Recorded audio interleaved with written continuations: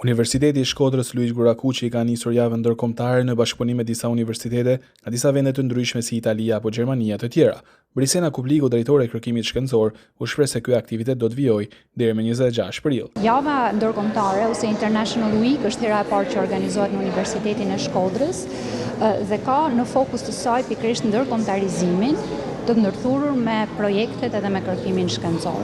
Kjo është arsyeja që gjatë këtyre ditëve, domethënë nga data 22 deri në datën 26 prill, kemi një program të kombinuar që fillon sot me seancën plenare, vazhdon me prezantimet e vetë pjesëmarrësve nga universitetet e ndryshme partnere që ne kemi, sikurse nga Italia, nga Gjermania, nga Çekia, nga Franca e të tjerë, dhe pas prezantimeve sigurisht që pjesëmarrësit do të kenë mundësi të shijojnë destinacione turistike në qytetin e Shkodrës.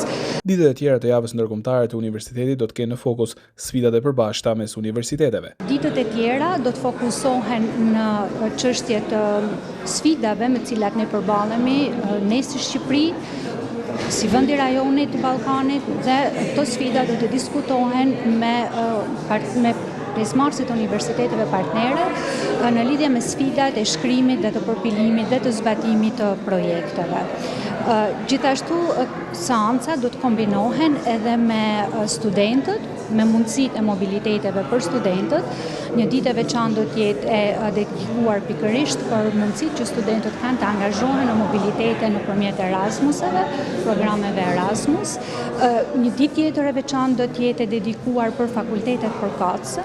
Pjesëmarrësit nga universitetet partnere do të shpërndahen në fakultete, ku do të diskutojnë, do të prezantohen fakultetet, por në të njëjtën kohë do të diskutohen edhe sfidat e secilit prej fakulteteve dhe mënyra të zgjidhjes së tyre për të ardhmen. Java ndërkombëtare e universitetit pritet që të kontribuojë për një realitet të ri të arsimit në vendin tonë.